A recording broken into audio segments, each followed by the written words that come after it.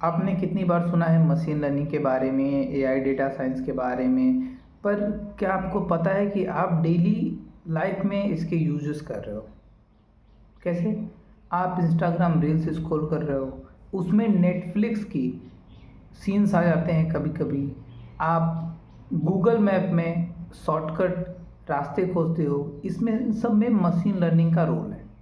ठीक है। और इस वीडियो में आपको बिल्कुल सिंपल लैंग्वेज में मशीन लर्निंग के बारे में बताऊंगा। मशीन लर्निंग क्या करता है, कैसे होता है, इसके क्या क्या स्टेप्स हैं, ये सबको मैं क्लियर करूंगा। चलिए स्टार्ट करते हैं।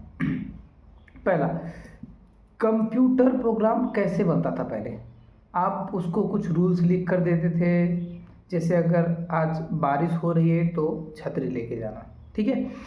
पर जो मशीन लर्निंग में है, आप कंप्यूटर को डाटा देते हो और वो खुद रूल्स करके सीख लेता है। आप वो डाटा के माध्यम से सीख लेता है, यही मशीन लर्निंग है। जैसे आप कंप्यूटर को काऊ डॉग कैट की फोटोज दिखाओ, ठीक है, फिर उस तो वो उसको कैप्चर करेगा, अपने डाटा में स्टोर करेगा, और उसके बाद कभी भी आप उससे काऊ डॉग कैट का फोटो दिखाएंगे तो वो उसको तुरंत पकड़ लेगा, कैच कर लेगा कि हाँ ये काऊ है, ये डॉग है, ये कैट है। ठीक है। चलिए रियल लाइफ एग्जांपल लेते हैं, जैसे आप लोग रोज यूज करते हैं। First, spam email. आपके मेल बॉक्स पे स्पैम ईमेल नाम से एक अलग से फोल्डर बनता है जिसमें सब स्पैम ईमेल होती हैं। तो इसमें मशीन लर्निंग का क्या रोल है? मशीन लर्निंग को ये डेटा दिया गया है कि गूगल से जितने भी मेल आपके पास आए, उस सब मेल को देखना, उसके सेंडर को देखना, उनके वर्ड्स को देखना, उनके सब्जेक्ट को देखना। फिर मॉडल ये तय करता है कि क्या ये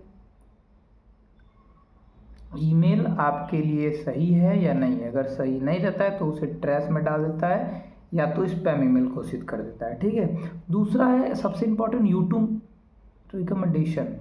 मतलब आप यूट्यूब पे वीडियो देखते हो तो उसी के जस्ट 3-4 सेकंड बाद आपको उसी टाइप की वीडियोस आने लगते हैं आपकी यूट्यूब पे। आप देखते हो एक वीडियो, एक गाना लगा है, उसी के हिसाब से वीडियोस आने, कार्टून देखते हो उसके हिसाब से वीडियोस आने लगती हैं। तो इसमें मशीन लर्निंग अपना रोल निभा रहा है। ठीक है। तीसरा, फ्यूचर वाली बात करते हैं, self driving cars. Self driving cars क्या करती है? सेल्फ ड्राइविंग कार्स में पहले से सेंसर्स, कैमरास लगे होते हैं जो मशीन को डाटा दिया रहता है कि ये पीपल है, ये क्राउडेड प्लेस है, इसमें आप गाड़ी स्लो चलाएंगे, रेड लाइट पे गाड़ी आप रोक देंगे। ये सब मशीन लर्निंग के काम है। ठीक है, रियल लाइफ में। और देखिए मशीन लर्निंग कितने टाइप्स की होती हैं। मशीन लर्निंग होती है मेनली 3 टाइप्स की, एक सुपरविज्ड, एक अनसुपरविज्ड, और तीसरा रैन फॉरेस्ट लर्निंग। ठीक है। सुपरविज्ड में जैसे टीचर वाला, जैसे एग्ज़ाम से पहले हम आपको क्वेश्चन पेपर देते हैं और उसके ऑप्शनल आंसर होते हैं, ठीक उसी प्रकार आप किसी मशीन लर्निंग में मॉडल को क्वेश्चन और आंसर देते हो। इसका क्वेश्चन ये होगा, इसका आंसर ये होगा, उस हिसाब से आपको वो डेटा देता है। ठीक है। और अनसुपरवाइज्ड लर्निंग क्या है? यहाँ सिर्फ इनपुट देते हो, मतलब आपका यूजर कुछ सीख लिया, आप डायरेक्ट इसे आप इनपुट देते हो। जैसे यूट्यूब पे सर्च कर दिया सॉन्ग्स, उसके हिसाब से आपको आउटपुट दिखा देगा। मतलब आपने इसको तो आंसर दिया नहीं, बस आपने एक क्वेश्चन पूछा इससे, उसके हिसाब से आपको आंसर दे दिया। ये होता है अनसुपरवाइज्ड लर्निंग। और तीसरा rain forest learning. Rain forest learning को समझना, जैसा कि आप कोई गेम खेलते हो और उसमें जीतना और हारना होता है, जीतने पे आपको पॉइंट मिलते हैं, हारने पे पॉइंट नहीं मिलते हैं।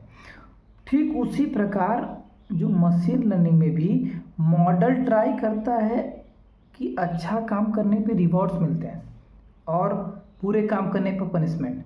तो स्लोली मॉडल सीख लेता है कि बेस्ट तरीका क्या है किसी के क्वेश्चन का आंसर देना। ठीक है। उस पर आपको रिवार्ड्स मिलेंगे, जैसे फीडबैक देना है को। ठीक है। और हम जानेंगे इसके बेसिक वर्किंग को। मॉडल बनता कैसे है? नंबर 1, डाटा कलेक्ट करना। सपोज डेट आप मानिए आप 100 स्टूडेंट का डाटा कलेक्ट कर रहे हो कि जो स्टूडेंट कितना पढ़ा और कितना नंबर आया। सपोज डेट 2 घंटा पढ़ा 40 मार्क्स आए, 4 घंटा पढ़ा 70 मार्क्स आए। ठीक है। उसके हिसाब से मॉडल ट्रेन करो। दूसरा, ये आपके डाटा को मॉडर्न पेपर पे देखेगा और उसके हिसाब से एनालाइज करेगा कि कितना घंटा बच्चा पढ़ रहा है, कि कितना नंबर आ रहा है, ठीक है। और तीसरा, टेस्ट करना।